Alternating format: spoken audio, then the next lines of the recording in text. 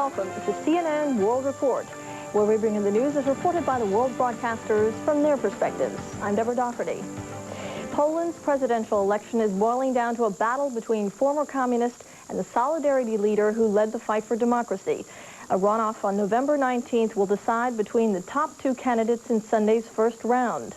President Lech Wałęsa came in a close second, rebounding after a dismally low showing in opinion polls. The frontrunner on Sunday was Aleksander Kwaśniewski.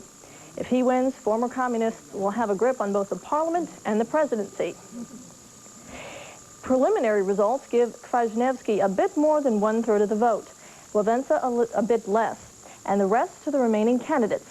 Earlier, Octavia Nasser spoke with Polish journalist Jan Pawlakczyk about the elections.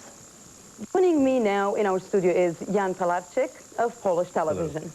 Hi, Jan. Thanks for joining us. Thanks very much. Mr. Wałęsa is really back. What happened after a popularity crisis a few months back? What happened? What happened to make the Poles change their mind about him? A lot of people in Poland are asking actually the same question. What happened? In June, he was doing very poorly in public opinion polls. Roughly, he was scoring approximately around 6%. Right now, he made a significant comeback. Actually, Sunday New York Times calls him the comeback kid of Poland. I think that there are several factors that contributed to that fact.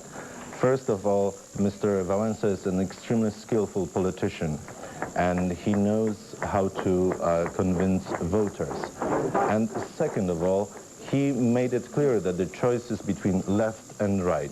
Mr. Wałęsa, after all, is an internationally recognized figure, and he is an authority, unlike Mr. Kwaśniewski, who is a relatively unknown person in the world. Let's talk a little bit about Mr. Kwaśniewski. He is called a reformed communist. What does that mean? Well, tell us a little bit about his agenda.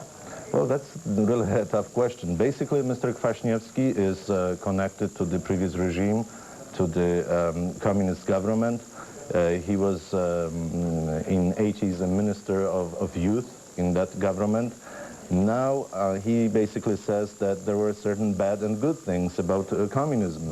Bad things like censorship and political prisoners. Good things like free medical care, like access to education. He says that those things should be combined, somehow balanced. The speed of entering the free market economy should be compromised. Now, if Mr. Kwaśniewski wins on November 19th, how likely is it for Poland to start a privatization process, since this is probably the most important topic today in Poland? Yes, indeed. It's a basic difference between Mr. Kwaśniewski and Mr. Wałęsa on the domestic front, the issue of privatization. I would predict that some type of privatization would take place, but not to the extent as it would have happened under Mr. Wałęsa. Wałęsa has been endorsed by 3 former prime ministers and 2 former foreign ministers. He also has the tacit support of the Roman Catholic Church.